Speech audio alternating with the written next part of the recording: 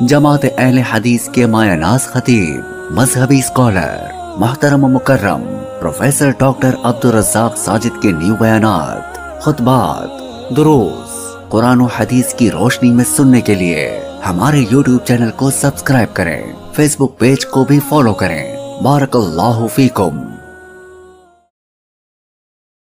لوگوں خوفناک منظر ہیں، جلاؤ گھیراؤ ہے، پکڑ دھکڑ ہے، ذلت و رسوائی ہے، اوندھے منہ ہے، گھٹنوں کے بل ہے، اور سارا کچھ لے کر کے جو اسباب خلاصے میں مجھے نظر آئے، سب سے پہلے دماغ ہے۔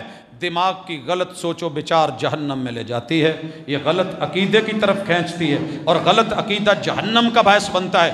لوگوں آنکھ غلط چیز کو دیکھنا جو ہے اس کو چھوڑنا نہیں، صحیح چیز کو رد کرنا، یہ سبب ہے جہنم میں جانے کا۔ ہمارے کان جلائے جائیں گے کیونکہ یہ حق کو نہیں سنتے، ہر باطل لغو فضولیات کو سنتے ہیں۔ حضرات زبان کی وجہ سے جہنم میں ڈالا جائے گا۔ جھوٹ، چوری، غیبت، فضولیات، لغویات، آوارگی، لطیفہ گوئی، کیا کچھ نہیں جو اس زبان سے ہوتا ہے۔ کہا محبوب یہ زبان کی وجہ سے بھی ہم پکڑے جائیں گے۔ کہا ہاں، جہنم میں اوندھے منہ لوگوں کو ڈالا کیوں جائے گا، گھسیٹا کیوں جائے گا، اور ان کی زبانیں لوگوں کے قدموں کے نیچے کیوں آ رہی ہوں گی؟ سبب یہ ہے کہ ان کی زبان کی کاٹ نے، گالی نے، جرم نے، زیادتی نے، بہتان نے، ان چیزوں نے ان کو جہنم میں پھینکنا ہے۔ لوگوں یہ تیرا میرا منہ، یہ زبان، یہ دانت، یہ مل کر کے، یہ ہاتھ لقمہ توڑنے والے، غریب کا لقمہ لینے والے، مسکین کا مال بٹورنے والے، اور غلط طریقے سے کمانے والے، کسب حلال کو چھوڑ کے کسب حرام میں ہاتھ ڈالنے والے، اور ان لقموں کو پیٹ میں ڈالنے والے، اللہ تعالیٰ خود کہتے ہیں، دنیا میں بتایا، ان الذین یأکلون اموال الیتامی ظلما انما یأکلون فی بطونہم نارا، یہ جہنم کی آگ کے انگارے پیٹ میں ڈالتے ہیں۔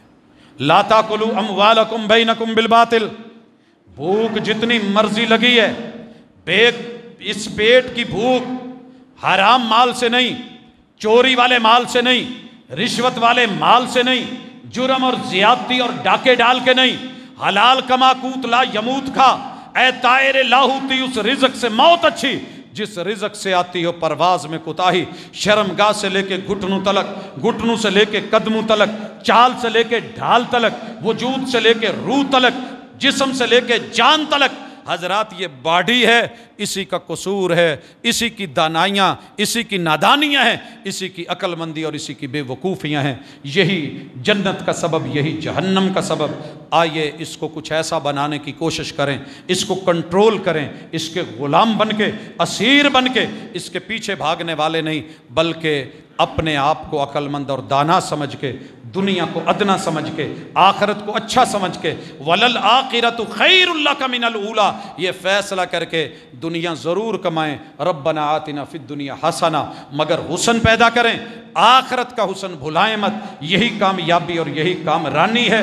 اپنے رب سے دعا مانگا کریں، اللہم اجرنی من النار، اللہم اجرنی من النار، اللہم اجرنی من النار۔